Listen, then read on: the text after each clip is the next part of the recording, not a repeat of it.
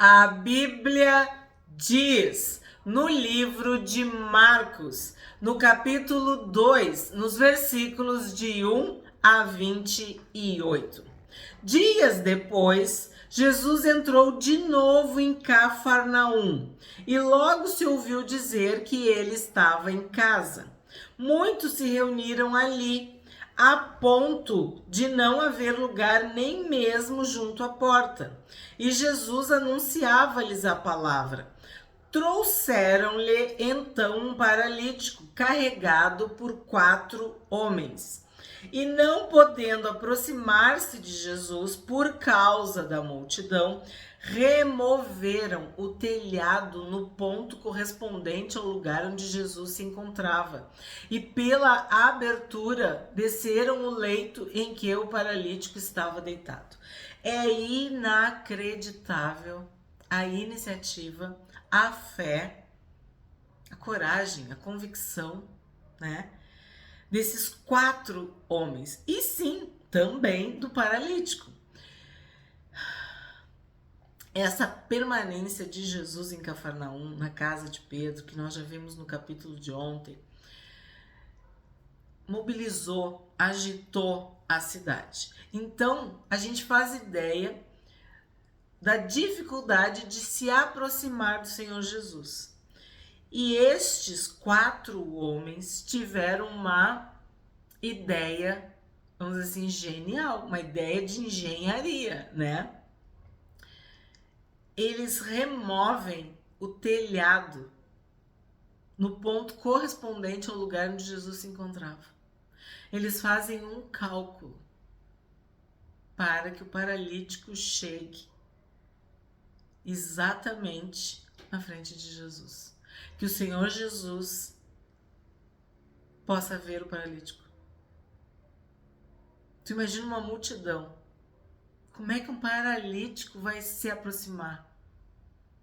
Os 4 homens não estavam conseguindo, não estavam tendo o êxito. E o que eles fazem? Eles tomam uma medida extrema. Tiram a telha, né? E descem o paralítico na frente do Senhor Jesus. 5. Vendo-lhes a fé, Jesus disse ao paralítico: Filho, os seus pecados estão perdoados. Então, o que acontece? Jesus viu a fé. Vendo-lhes a fé. Então, era a fé do paralítico e a fé dos 4 amigos. Então, esses 5 homens tiveram fé. E Jesus viu a fé deles. Então, o que fica para nós? Qual é a nossa reflexão? De que a fé pode ser vista. Nós podemos produzir atos, ações, práticas baseadas na nossa fé. A nossa fé produz uma atitude, um comportamento. Se tu vive pela fé, se tu tem verdadeiramente fé em Jesus, tu vai te mover nessa fé. Tu vai agir de acordo com essa fé. O paralítico não podia se mover, mas ele tinha fé e queria estar diante de Jesus para receber a sua cura. Os 4 homens viam também a fé do paralítico, ou eram amigos do paralítico, ou parentes, amavam o paralítico. A gente não sabe qual era a ligação, mas eles agiram por causa da fé. Então a fé em nós não é uma fé morta.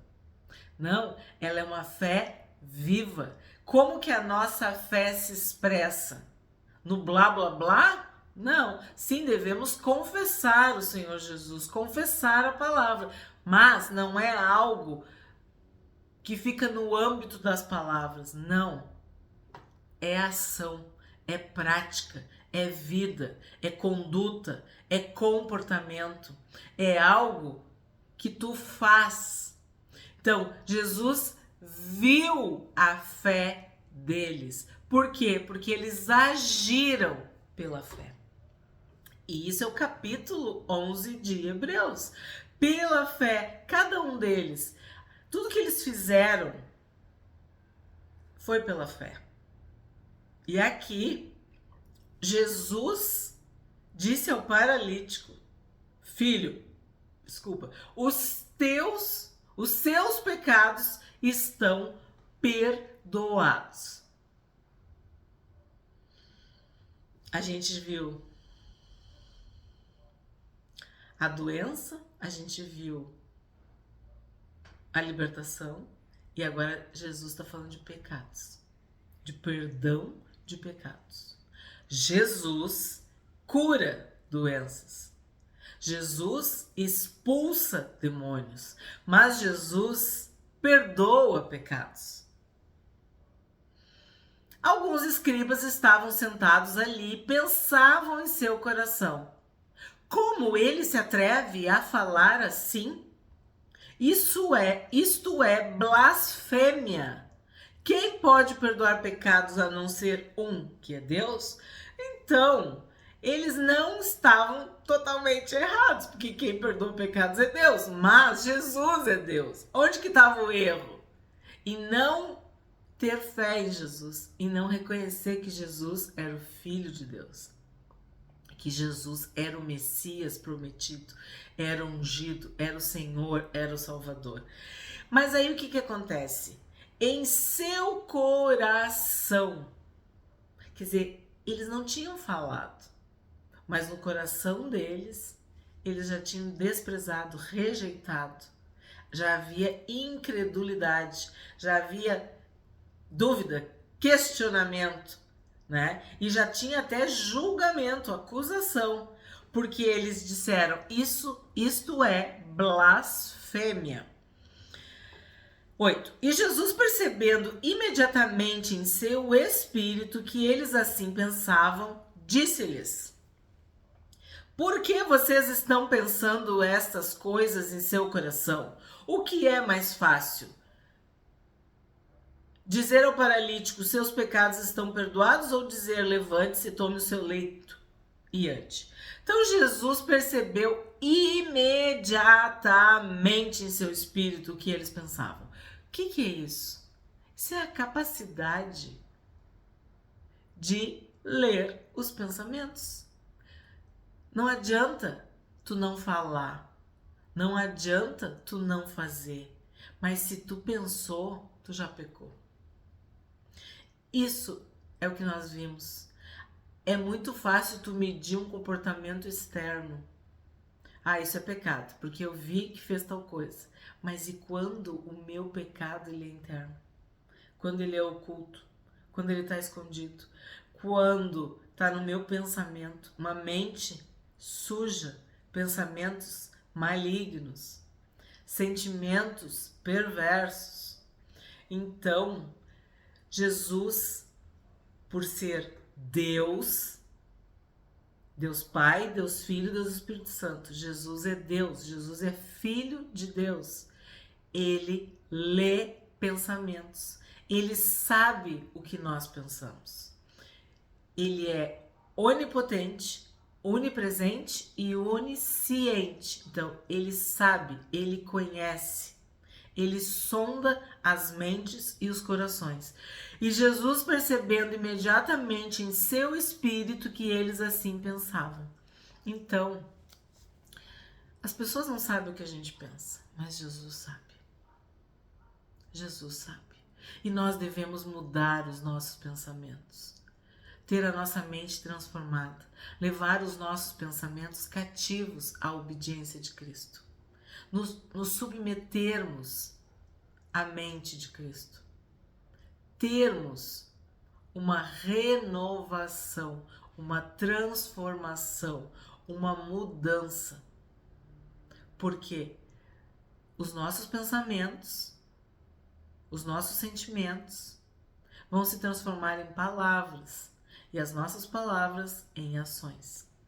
Então, se tu tiver a mente pura, purificada, lavada da má consciência, tu vai evitar muito mal, muito dano, muito pecado. Vamos ver, o que é mais fácil?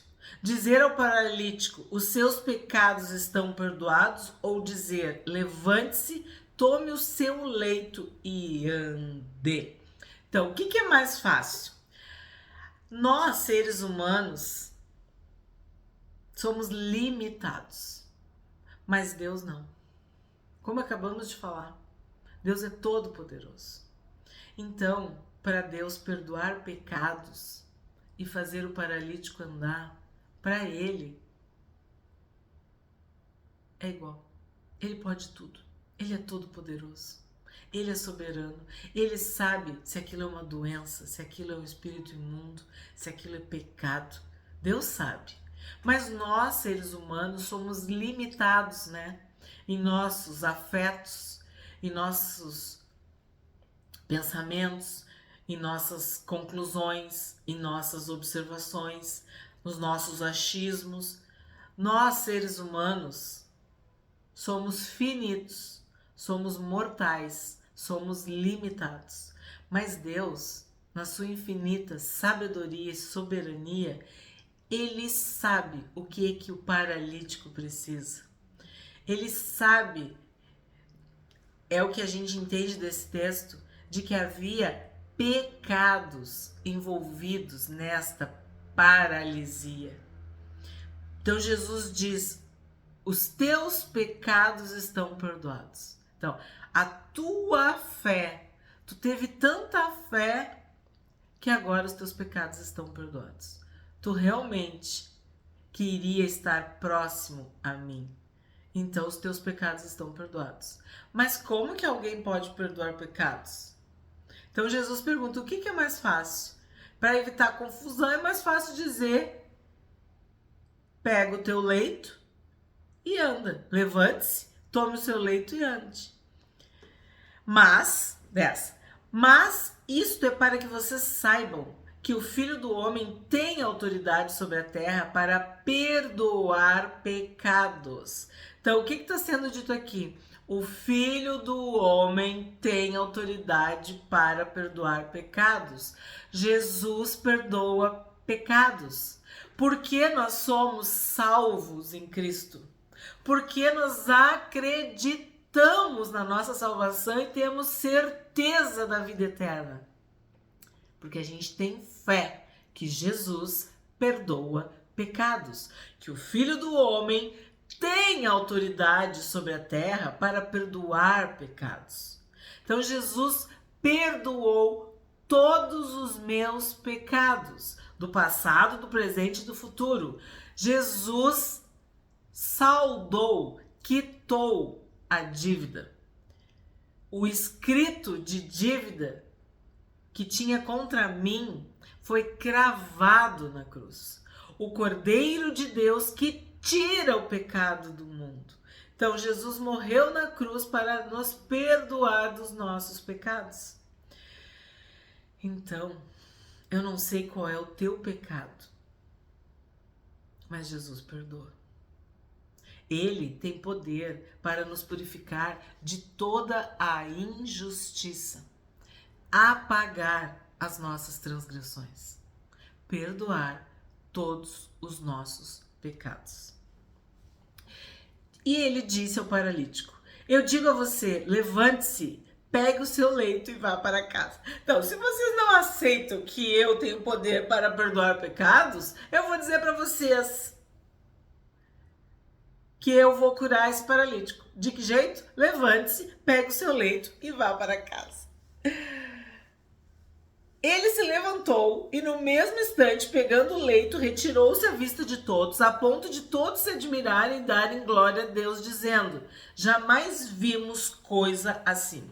Então, a cura do paralítico em Cafarnaum foi motivo de glória a Deus, de glórias a Deus, de glorificar a Deus. E é isso que importa.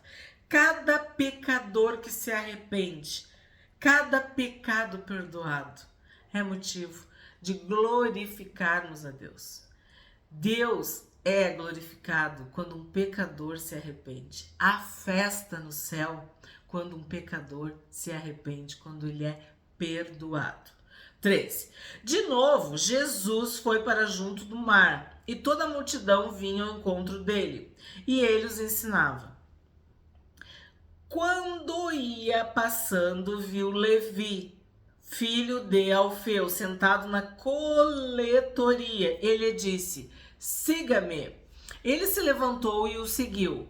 Achando-se Jesus à mesa na casa de Levi, estavam junto com ele e com seus discípulos muitos publicanos e pecadores, porque estes eram muitos e também o seguiam. Vou parar aqui um pouquinho. Quem é Levi? Levi é Mateus, o autor do evangelho que nós estudamos.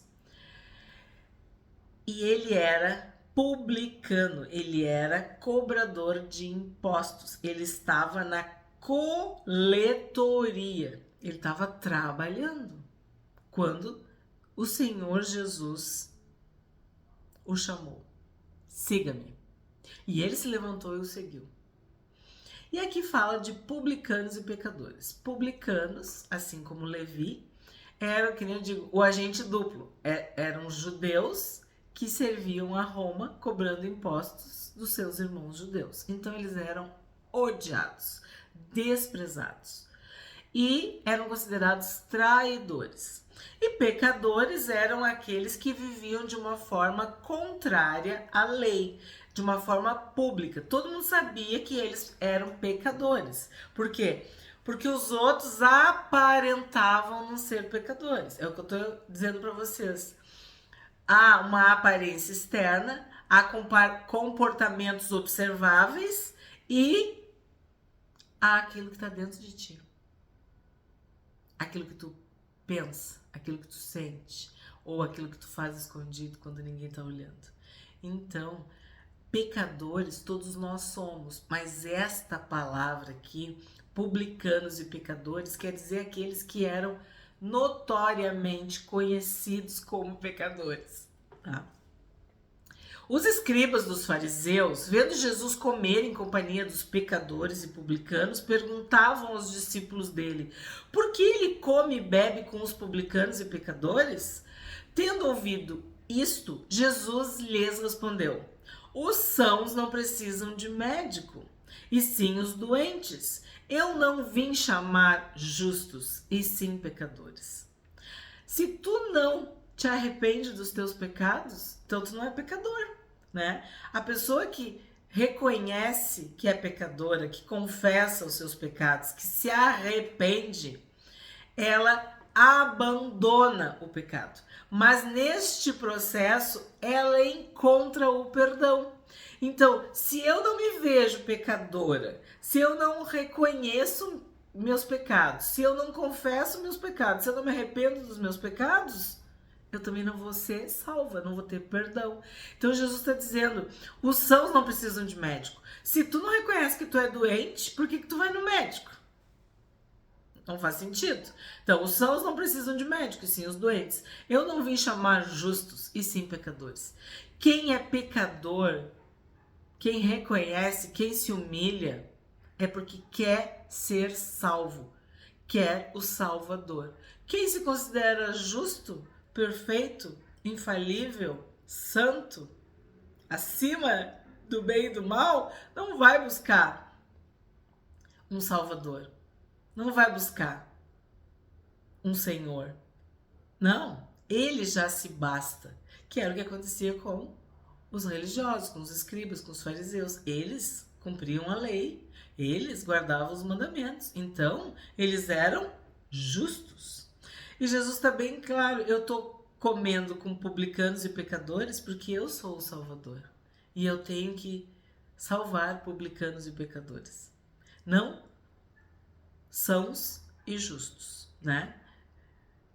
Ele veio salvar doentes e pecadores. 18.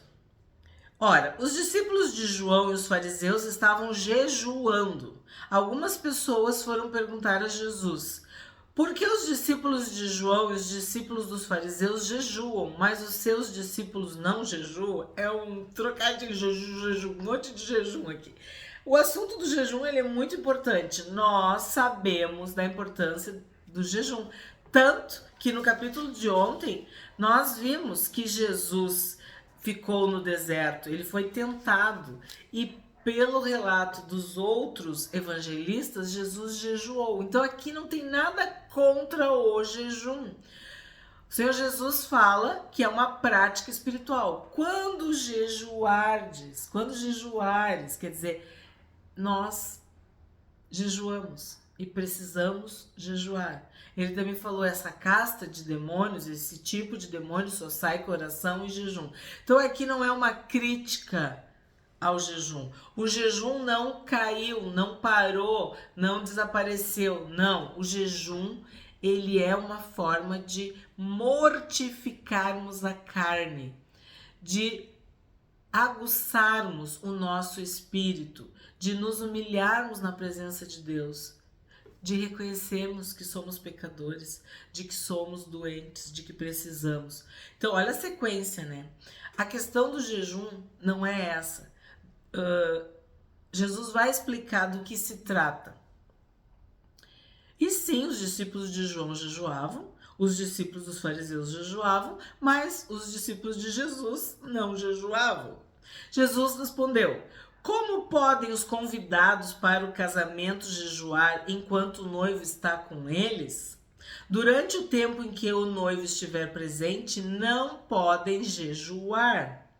No entanto, virão dias em que o noivo lhes será tirado, e então naquele dia eles vão jejuar. Ninguém costura um remendo de pano novo em roupa velha, porque o remendo novo tira um pedaço da roupa velha e o buraco fica ainda maior. E ninguém põe vinho novo em odres velhos, porque se fizer isso, o vinho romperá os odres e se perdem tanto o vinho como os odres. Mas põe-se vinho novo em odres novos. Jesus está falando uma coisa aqui para eles sobre a salvação. Tu não vai ser salvo com boas obras. Não é guardando os mandamentos que tu vai ser salvo. Tu não vai conseguir pegar um remendo novo e colocar numa roupa velha. Isso não vai dar certo. Tu não vai pegar o vinho novo e colocar em odres velhos. Então Jesus está falando sobre ele. Eu só tenho um jeito de me salvar, com Jesus. O vinho novo, um novo nascimento, uma nova vida. As coisas velhas ficaram para trás. Então, a roupa velha, os odres velhos, meus pecados velhos, meus pensamentos, minhas ideias, minhas opiniões velhas, não. Tudo agora é novo. Em Cristo nós somos uma nova criatura, uma nova criação.